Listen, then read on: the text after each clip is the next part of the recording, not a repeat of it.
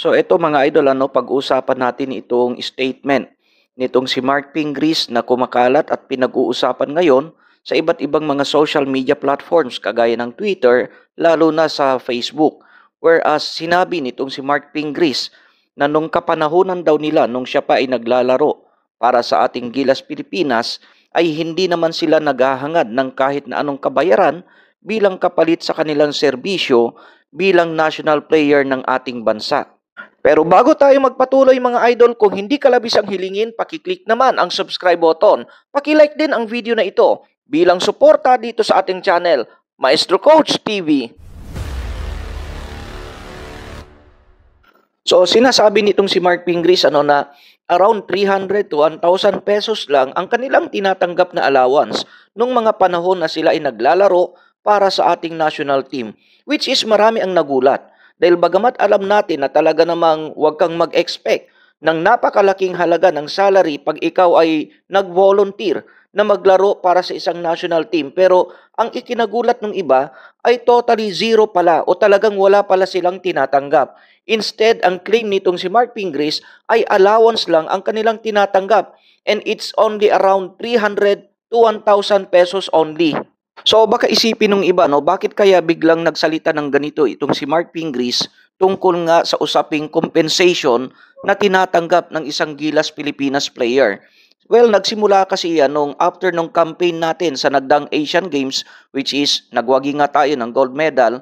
So may isang point na nagpa-interview itong si Al Francis Chua bilang team manager ng ating Gilas Pilipinas at ito namang si Mr. Ricky Vargas, which is, if I'm not mistaken, ay isa rin sa mga high-ranking officials ng ating Gilas Pilipinas.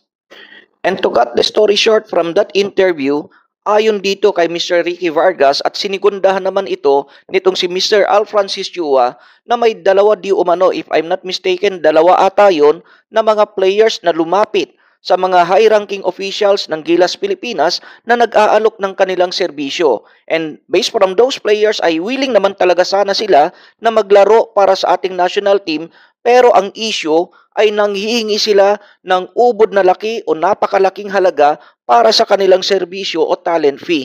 Yung termino nga nitong si Mr. Ricky Vargas, ang sabi niya ay the players are asking for the moon. Ibig sabihin, ganun katindi, ganun kalaki yung talent fee na hinihiling ng dalawang players na ito. Kaya natawa itong si Al Francis Chua at sinasabi niya na matindi naman pala talaga itong dalawang players na ito. Parang sinasabi nila na parang ang kapal ng mukha at maglalaro sila para sa national team, pero ang nasa isip nila, sa unahan ng isip nila ay yung kanilang kabayaran o compensation. So nakakalungkot at nagkakaroon tayo ng mga ganitong breed ng mga players na parang ang nasa unahan ng kanilang utak ay magkaroon muna ng malaking sweldo o kabayaran bilang kapalit ng kanilang serbisyo para sa bayan.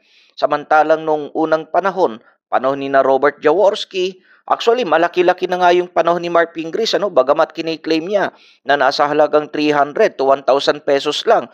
Pero kung iatras pa natin ang panahon, ay mas matindi pa, mas maliit pa yung allowance na tinatanggap ng mga basketball players natin sa panahon ni na Robert Jaworski, Ramon Fernandez, Atoy Ko, kiniklaim ng mga players na yan na talagang noon ay talagang thank you lang, o kaya ay pang merienda lang, pang soft drinks lang ang kanilang tinatanggap. But they are more than willing na magbigay ng kanilang serbisyo para sa ating national team. And on that issue raised by Mark Pingris, maraming mga Gilas fans, mga netizens ang humanga at sumang-ayon sa naging statement nitong si Mark Pingris. Bagamat yung iba ay talagang hindi makapaniwala, yung iba ay naawa na 300 to 1,000 pesos lang pala ang kanilang tinatanggap as allowance prior to their service as the national players of our national team.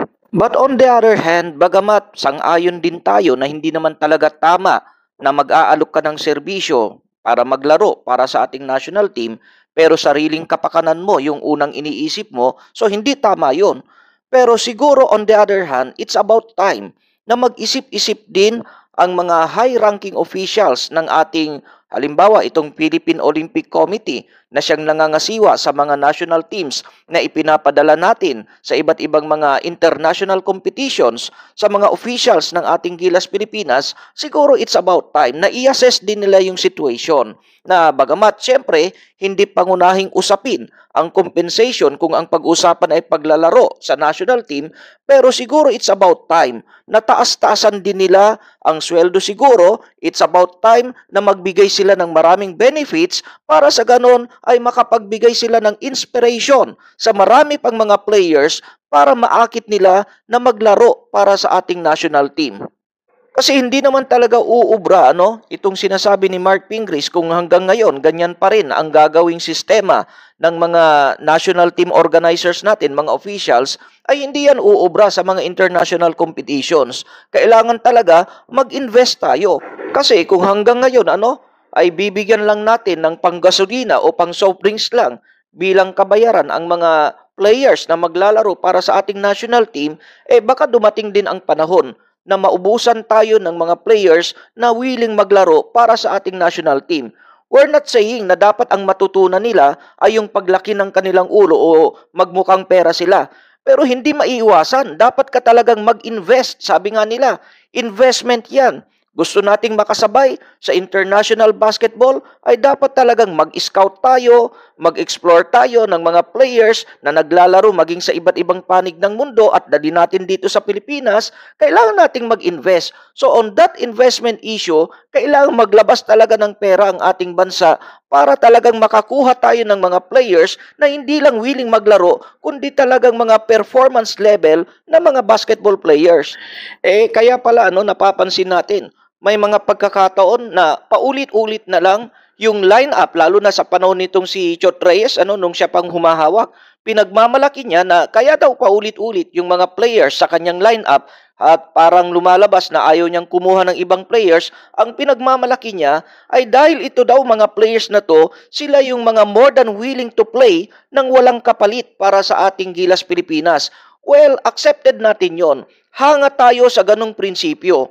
Pero hindi po pwede naman na international competitions ang pinaghahanda natin pero pang soft drinks lang talaga ang ibinibigay mo. At kung tutuusin, pwede ring pagmulan pa ng issue yan sa loob ng core ng ating national team, lalo na kung nababalitaan nila, halimbawa lang, bagamat hindi nga tayo against dito rin sa ating former naturalized player, itong si Jordan Clarkson, pinaglaro natin sa iba't ibang mga FIBA sanction tournaments. Ang pinaka-latest nga, yung kanyang appearance sa nagdaang FIBA World Cup. So, alam natin, legit and active NBA player yan na talagang magre-require na bayaran siya ng napakalaking halaga. Pero aminin natin, huwag tayong magplastikan na siguro sa isip-isip at saka sa damdamin ng ilang mga players, parang unfair na nga naman yon na sa kanila pang gasolina lang, pang soft drinks lang, tapos mababalitaan mo na yung binabayad sa ibang mga naturalized player, kagaya nitong si Jordan Clarkson, ay halos umabot ng 1 bilyon. Yes, mga idol, totoo yon. Based on the reports, pagka kinonvert natin into peso, yung mga dolyares na binabayad natin dito kay Jordan Clarkson ay talagang halos umabot nga ng 1 bilyon. At kung ikaw naman ay isang player na willing maglaro sa ating national team, bagamat nandoon ang iyong patriotism, nandoon ang iyong nationalism, pero nababalitaan mo, halos 1 bilyon yung tinatanggap ng isang player, tapos ikaw, pang soft drinks lang o pang gasolina lang ang ibinibigay mo, baka makaapekto talaga yun sa iyong performance. So, yung pinupuntos natin dito, dapat hindi lang sa naturalized player tayo mag-invest o maglabas ng pera. Dapat lahat pantay. Dapat mag-invest din tayo sa mga local players para makuha natin talaga yung best of the best na mga local players na pwedeng samahan ng isang mahusay din na naturalized player.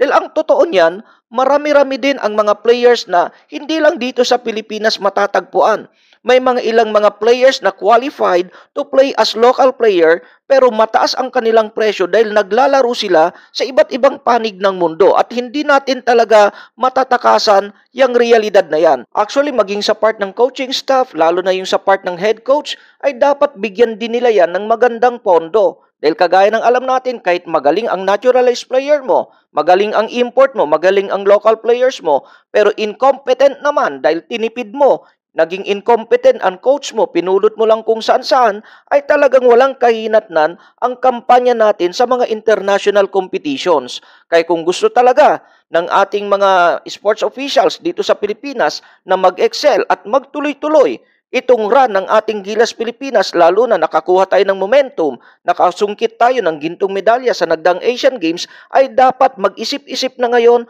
mag-assess mabuti itong mga Gilas officials kung paano isustain yung momentum na yan. At yan ay sa pamamagitan ng paglalaan ng magandang pondo para sa ating national team, at hindi lang dapat puro thank you ang nasa isip nila. Ikaw naman, Idol Kabola, ano ang opinion mo? Ano pa yung mga suggestion mo para sa ganun magtuloy-tuloy ang magandang kampanya ng ating Gilas Pilipinas sa iba't ibang mga FIBA sanction tournaments at iba't ibang mga international competitions? I-comment mo lang yan sa ibaba at doon ituloy natin ang masarap nating kwentuhan dito sa Maestro Coach TV.